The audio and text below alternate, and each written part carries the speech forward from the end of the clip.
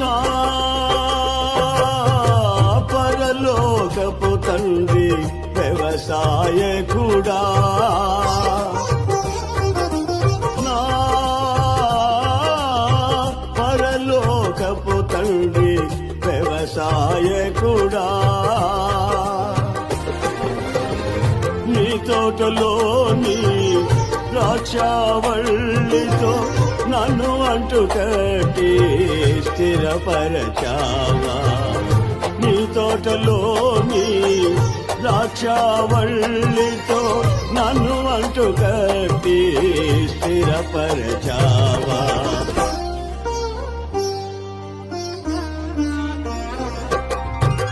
జ్యోతిర్మయుడా నా ప్రాణ ప్రియుడా, స్తుతి మహిమలు నీకే.